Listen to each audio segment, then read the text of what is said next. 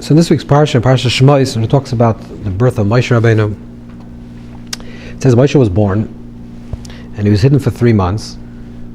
And after 3 months, Moshe was put into a basket, and he was placed on the Nile. And the pasuk says, Vatera bas Parai, the daughter of Parai, went down to the Nile to wash herself, to clean herself, and she sees the teva, she sees this basket, and she opens it up.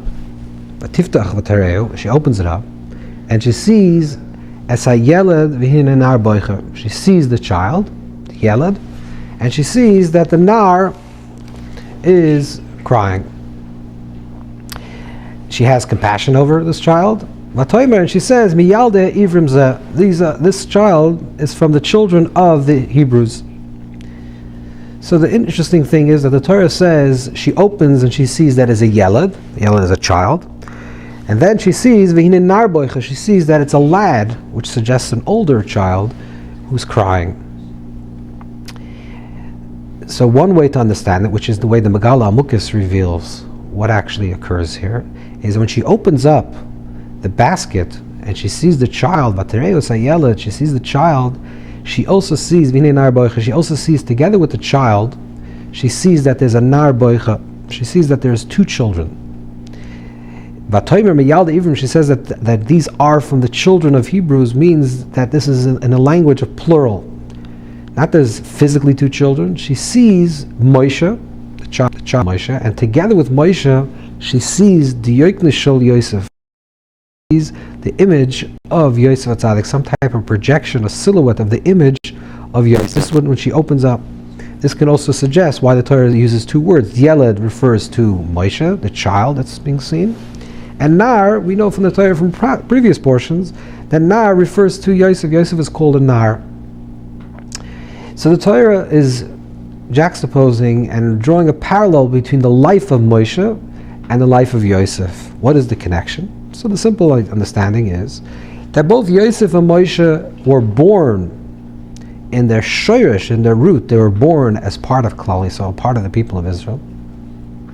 But they were raised for years. They were raised, or they were cultivated, and they matured in Egypt. Yosef from a little bit teenager years, and Moshe even from a little child. He was reared and he was raised in the house of Parai, which you know because it says Vatera bas Parai, the daughter of Parai, which you know from Divrei Hayamim, her name was Bitya or Batya, and she took this child and raised him in her house. So Moshe was raised as an Egyptian prince. The same thing also Yosef. Yosef was part of the Bnei Yisrael, one of the Shiftei Ka, one of the children of Yaakov. But at some point of time, he was raised and he became a powerful and strong person in Egypt. This is what happens with Yosef, and also happens with Moshe. And at some point in their life, both Yosef and Moshe return and come back in a revealed way as part of Klal Yisrael. Which regards to Moshe, like the Torah tells us when it speaks about that he gets a little older. Moshe. It came in this time in chapter 11, Pasuk 11, Pasuk Yud Aleph. The Torah tells us Moshe became in those days. Vayigdal Moshe became older. Moshe grew up. Moshe grows up and he sees that there's an Egyptian slave owner that's beating a Hebrew slave. Vayifen koi v'koi, in Pasuk Yud Beis, verse 12, chapter 2. Vayifen koi v'koi, he looks this way and that. Vayar ke'enish, and he sees there's no man. Vayachas ha-mitzri, and he hits the Mitzri.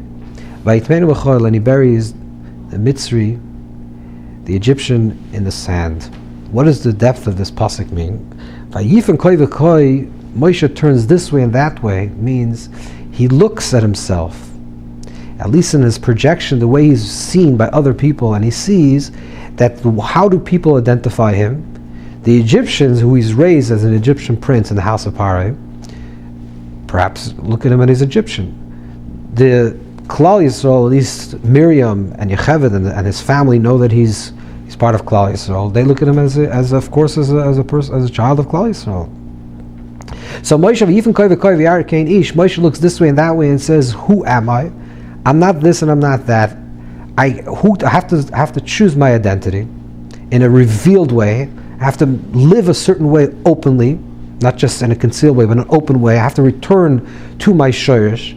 Vayachas ha-mitzri, and he hits the mitzri. What does it mean that he hits the mitzri? So the Shalach Kodesh reveals that the word ha-mitzri is 345, which is the same gematria, the same numeric value as the word Moshe. So vayachas ha-mitzri, he hits the mitzri, means he hits the mitzri within him, so to speak, the Egyptian within him. Vayitamenu l'chol, and he buries it in the sand. He buries that identity. He says, from now on, I'm going to live openly with Echav, with my brothers. And I'm going to identify completely as an Ivri. This is what Moshe does. And the same thing also we find, of course, with Yosef, which is the story of Yosef, where Yosef is sold into slavery. And at some point of time, he rises to become a very powerful man, and one of the most powerful people in the world. And then finally he reunites with his family. He joins back into his family. He embraces his father and he embraces his brothers who sold him. And he has a certain sense of harmony and returns back into the fold of Klal Yisrael. And then the Torah says that when Yaakov Avinu passed away, goes back in Parshas Vayechi, in the previous Parsha, in Bereshis, in chapter Nun, chapter 50, it says, after Yaakov passes away, Yosef speaks to the house of Pare, and he says, if I find favor in your eyes,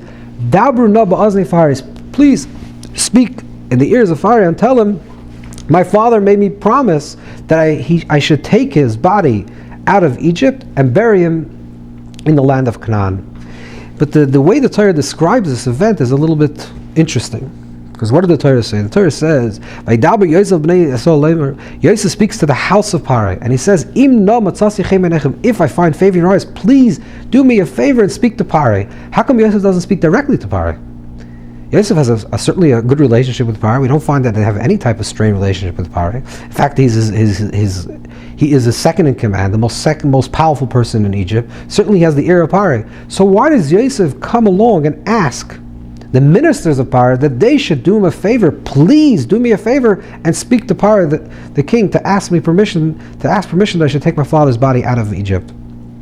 And the answer is because Yosef understands that from Pare's perspective, Pare is really his godfather. Pare is really his stepfather, so to speak.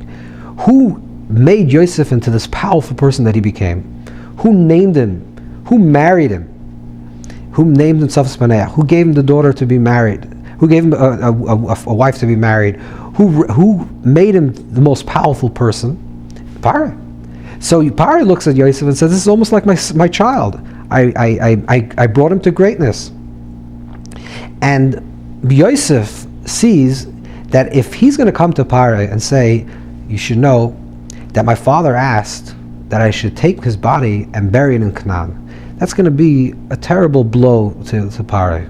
Because for the Egyptians, certainly the way the Egyptians understood the afterlife with the mummifying of the dead and the idea of a deity being a god of worshipping and preserving the corpse of a body, the idea of Yaakov, who was a righteous man, and everyone understood that Yaakov was a tzaddik, a righteous person. Blessings came to Egypt because of Yaakov.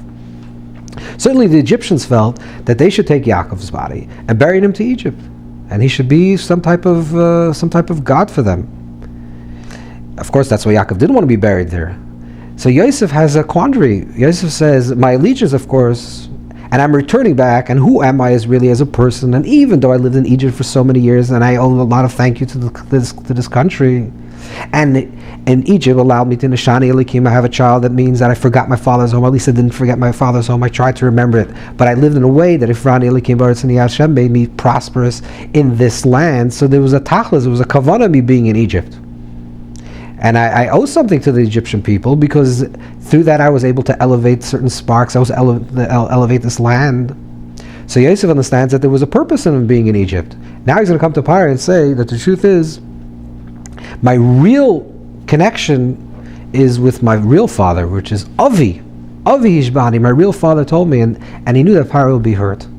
So that's why he does it in a roundabout way. He says, please, you have to understand who I really am. What's my real identity? Who am I really as a person? So please do me a favor and speak slowly, easily to Paro to explain him that my real father is Yaakov, and that's where I have to bring my father back to Canaan, where he really belongs. And this understanding helps us understand another interpretation, another teaching. The pasuk a few verses later says,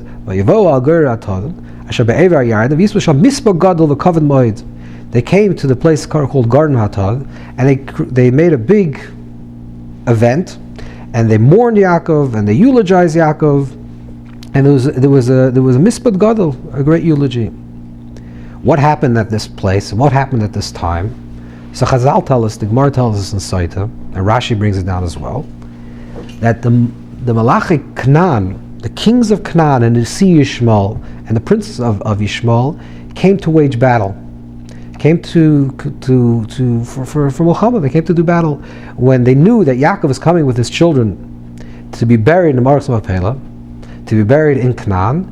So these kings, the kings of Canaan and the princes of Yishmael, came to wage battle against Yaakov's home, Yaakov's family. But the sages say, when they saw that that they saw that the Keser of Yosef, the crown of Yosef, was placed on the Arona Shel Yaakov, was placed on the casket of Yaakov, it says they themselves took off their own crowns and put their crowns on his casket. They hung their crowns on the casket of Yaakov.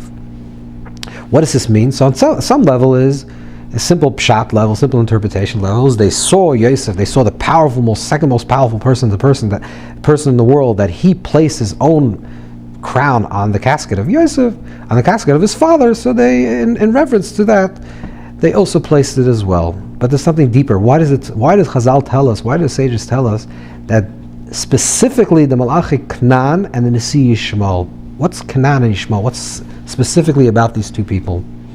So Canaan, we know. Who's Canaan? Canaan is the first person that the Torah describes that had a strained relationship with his parents and his grandparents. After the story of the flood, when Noach is drunk and Cham uncovers his nakedness, when Noach awakes, he curses, like the Gemara says in heaven, he curses his grandchild Canaan.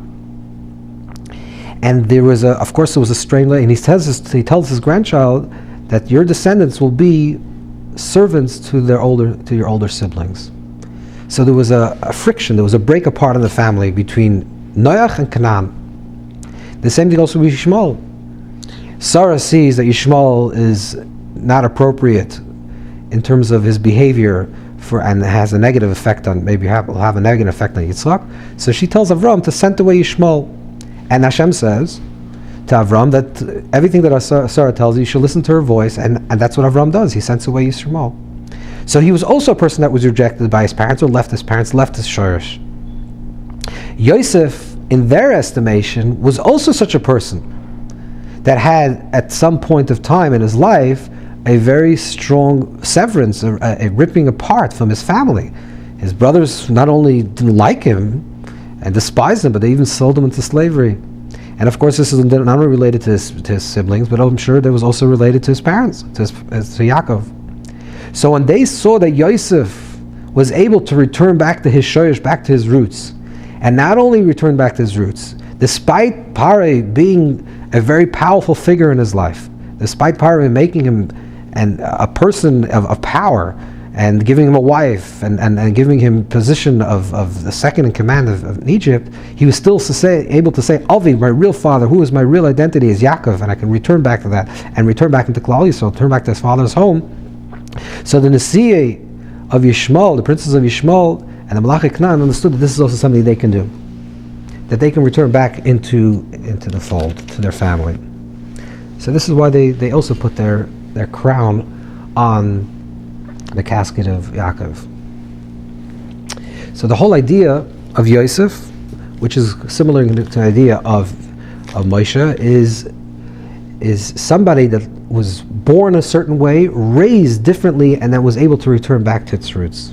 And now let's go to the beginning of Shemos, the beginning of the book of Exodus, The pasuk opens up in this week's parsha. These are the names, these are the people, and the names of the people that entered into Egypt. Reuven, Shimon, Levi. And the Torah describes very powerfly, in a very stark image, these are the names, Reuven, Shimon, Levi, these are the names of the people that entered into Egypt. Specifically saying these are the names. These are the names. But then something very strange happens. Ubnei Yisrael paru v'yishitzu, the people of Israel become multiplied. Vayishitzu, the root of the word yishitzu comes from the word rutz, to run, which is like the word sheretz, which is the creepy crawly things like insects. They multiplied like insects. So the Furna says that they became the darkei of shrotzim, like the ways of shrotzim, which in a way the Torah is saying is that the name, these proud people with such a proud name, Reuven, Shimon, Levi, with a very strong pride of who their names were, they reduced over a short period of time after the passing of Yosef to acting like shrotzim.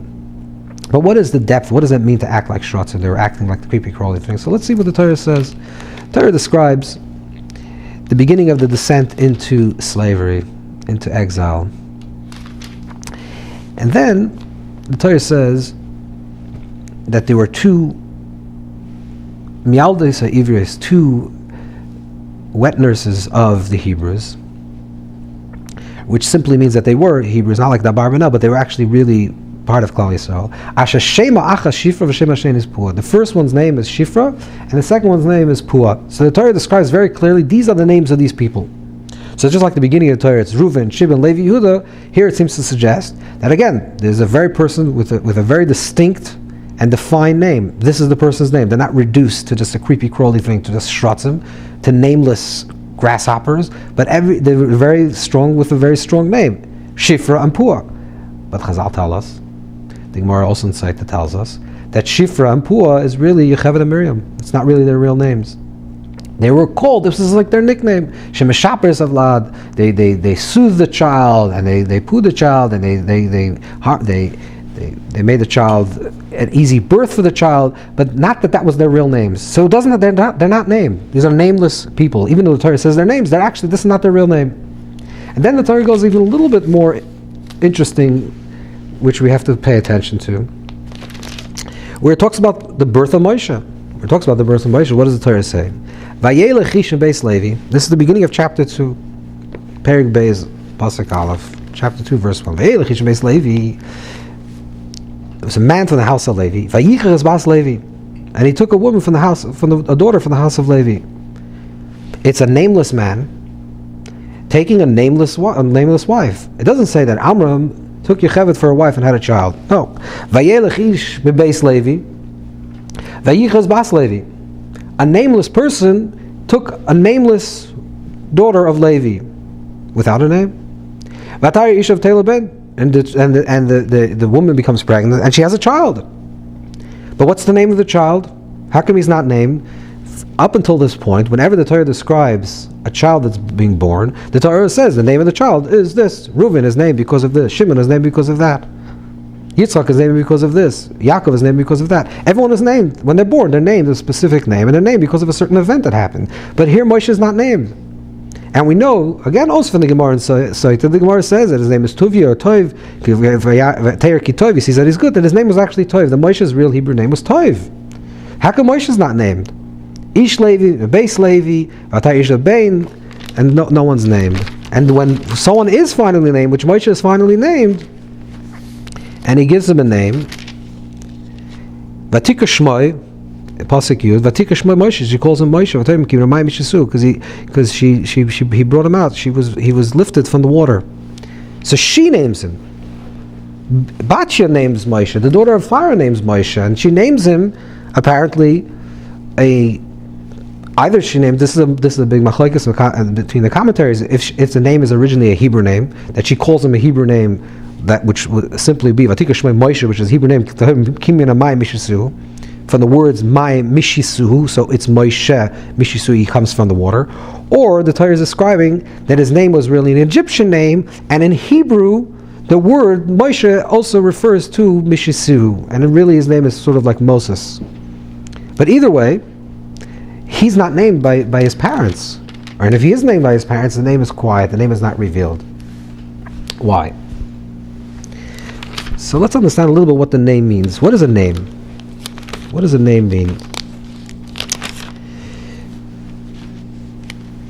A name, let's go back to the names of Reuven, Shimon, Levi, Yehuda. The Torah describes the names of the children of Yaakov. So the Torah says, why is Reuven called Reuven? Vatar Leah, it's in Parshas Vayetze. Vatar Leah, Vatei Lebein, V'tik Shmoi Reuven. She calls the name Reuven. Why? Ki Amar Ki Ra Hashem Bani. Hashem sees my pain. Vatar El, she has another child, and he says she names him Shimon. Why? Ki Sham Hashem, because now Hashem heard me. She has a third child, and she calls him Levi. Ki Lava Ishi Alai. She has a fourth child, she calls him Yehuda, because now she can give thanks. So every name is named for an event that happened at the birth. This is what a name on one level does. What does a name do? A person is named. The name of a person, certainly the names of the Shvatim, of the Shiftei, the names of each of the Shvatim, Reuven, Shimon, Levi, Yehuda, ties them to their past. This is what a name does. A name forces the person to recognize where they came from. There was a certain point that this person was born, and then when they were born, they were named for a particular event that happened at their birth, like what the Torah describes, Yitzchak and Yaakov and Reuven and Shimon, they were all named for something that happened at the time of their birth. So the name, if a person is 50 and his name is Reuven, the person Reuven, he remembers that my name is Reuven because when I was born, Ra Hashem saw my pain, the pain of Leah. Or his name is Shimon because Hashem heard, and my name is Yehuda because then Leah was able to give thanks. In other words, the name of the person himself always reminds him of the person's past. And this is very important because in order for a person, for people to be redeemed in their future, in their present and their future, they have to know where they came from. What's their shoyesh? What's their root? But Klal Yisrael, this is what the Torah says. Klal Yisrael starts off Reuven, Shimon, Levi, Yehuda, but then when Yosef passes away, they become like shratzim, mentally and spiritually in their own mindset. They become like shratzim, and they're nameless. They don't have a name. They don't have anything that connects them to their past. Now, Loishinu Shmam, they do have their name, but they don't have the essential awareness that their name ties them to their past. And this is what was missing. And this is really what the first thing that Hashem tells Moshe when Moshe has an encounter at the sneh, at the burning bush. What is the first thing that Hashem tells Moshe at the burning bush? He tells him, take off your shoes. And then he tells him, he tells him, Pasuk Vav, verse 6, Perek Gimel, chapter 3. He says, I am the God of your ancestors, the God of Avram, Avram, Yitzchak, Yaakov. What is Hashem telling Moshe? You have a past. Klal Yisrael has a past. There was Elekei Avicha.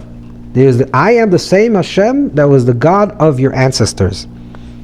That's the most important thing. That the first most important thing to understand is where we came from. What's our shorish? What's our roots? We're in exile and we've lost our way, but we have to remember, where did we come from? What's the place? What's the shorish of kedusha, of the holiness and the sanctity? Where is the place of the shvatim where they came from? Where's the roots of the shvatim in the Avos, which were the Merkava? That's the shorish of Klal Yisrael. So no matter where you are in this world, and this also applies to any generation, to any person at any time, no matter where we are in the world, we are Reuven, Shimon, Levi, Yehuda. That's where we come from. That's our ancestors. We have to remember what our name is, where we come from, what's our roots, what's our birth, where do we arise from. That's the first thing that Hashem tells Moshe. But then Moshe asks a question. Moshe asked a question, and he says, if the Klal Yisrael is going to ask me, Mashmoy, if Klal Yisrael is going to say, what is my name? What is your name? Which means you're saying that our name is our past, and they're going to ask me, so what's the name of Hashem? So Hashem says, Eka She'eka, Eka She'eka, Eka. I will be. It's a name, it's sort of a variation of Yud Kei Vav Kei. Instead of Yud Hey and a Yud and a He Vav, it's Eka. But the word Eka also means simply Eka, She'eka, means I will be who I will be, I will become who I will become. I will be with them now and I will be with them in the future. Which is a name that suggests a future. And this is the interesting thing about a name. And the names also of the Shvatim. On one hand, the names of the Shvatim is Reuven, Shimon, Levi, things of the past. What happened at their birth? Reuven is also called Reuven, Chazal tell us, because Reuven, Ru ma bein b'ni l'bein chami. Leah said, look at the difference between my child and the child of Esav, which means this is already when the child is older, which is the Hoiv in the present. Which means that a name is not only telling us where we came from, but it's also suggesting who we are in the present. Rameir havimadaik b'shmoi. Rameir used to, and Chazal tell us in the end of Yuma, that Rameir used to pay careful attention to a person's name, because when a person has a name, any name that a person has, the Arizal writes that before a person is named, on the night of the bris, or a girl before they're named, the parents have a certain divine intuition, a certain level of Ruach HaKodesh, of holy wisdom, and when they name the child, and the Hebrew name that they give the child is not just an arbitrary name, John, Michael or something, but Reuven, Shimon, Sarah, Rivka, these names, when you give the child that name, it suggests an intricate connection between the person's soul and the body that they have. This is what the name is actually a vehicle, a medium through which the soul is expressed in the body. So it doesn't only tell us where we came from the name, which are roots in the Avos HaKadoshim and the holy ancestors, and that we're part of Klal Yisrael, that where we came from. But the name also tells us to ourselves, what is our mission in this world? What is our purpose in this world? Where we came from and what we are doing now in the Hoiva. That's another level, like we see in Chazal, in the sages, that Reuven also is a name, Reuben bin Chami, which means that it's a name of how Reuven is living in his present life. And then there's another level of name. That all the names of the Shvatim, Al Shem Gulasam Nikru, the names also represent the future. Like Chazal tell us, the Medrash tells us, Yalka tells us. Reuven is called Reuven, like Hashem tells Moshe at the burning bush. Reuven is, I've seen their pain. Shimon is called Shimon because Shamati, and I've heard their cries.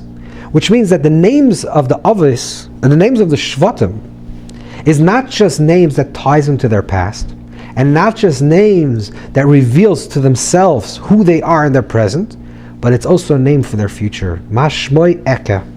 What's the name? The name that will become. And this is the tool to freedom.